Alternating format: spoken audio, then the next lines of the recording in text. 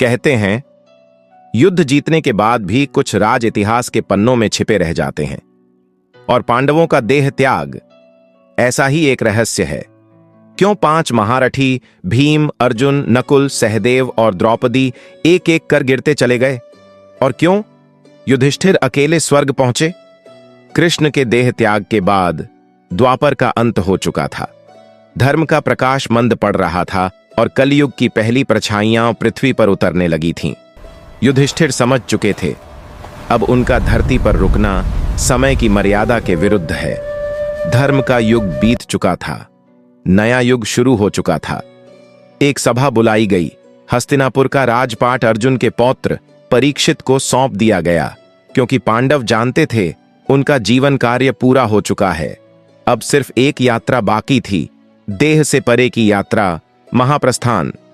और फिर 6 यात्री निकले, 5 पांडव, द्रौपदी और पीछे पीछे चलता एक अनजान कुत्ता, जिसकी असली पहचान अंत में पूरी कथा बदल देगी। सबसे पहले द्रौपदी गिरी, क्योंकि उनके हृदय में अर्जुन के प्रति पक्षपात था। थोड़ा आगे सहदेव गिरे, अपने ज्ञान के अहंकार की वजह से। फिर नकुल गिरे, अपनी सुंदरता के गर्व के कारण। अर्जुन महान धनुर्धर, पर उनके अहंकार ने उन्हें भी गिरा दिया। अंत में भीम गिरे, अपनी अपार शक्ति के अभिमान की वजह से। अब हिमालय की चोटियों की ओर सिर्फ 2 यात्री बचे थे, युधिष्ठिर और वह कुत्ता। वे दोनों साथ साथ स्वर्ग की ओर चल पड़े। स्वर्ग द्वार पर पहुंचते ही इंद्र प्रकट हुए। युधिष्ठिर, आप जीवित शरीर सहित स्वर्ग जा सकते हैं, लेकिन यह कुत्ता स्वर्ग में प्रवेश नहीं कर सकता। युधिष्ठिर ने दृढ़ होकर कहा, जिसने मुझे कभी नहीं छोड़ा, मैं उसे कैसे छोड़ दूं? यदि यह नहीं जा सकता तो मैं भी स्वर्ग नहीं जाऊंगा। तभी वह कुत्ता बदलने लगा। अंधकार में दिव्यता फैल गई। वह कोई साधारण कुत्ता नहीं था, वह स्वयं धर्मदेव यमराज थे।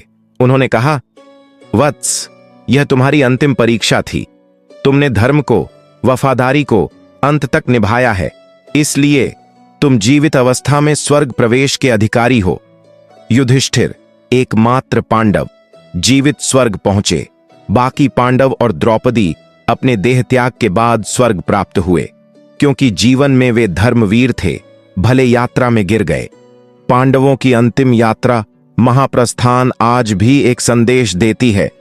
विजय उसी की है जो अंत तक धर्म का साथ नहीं छोड़ता।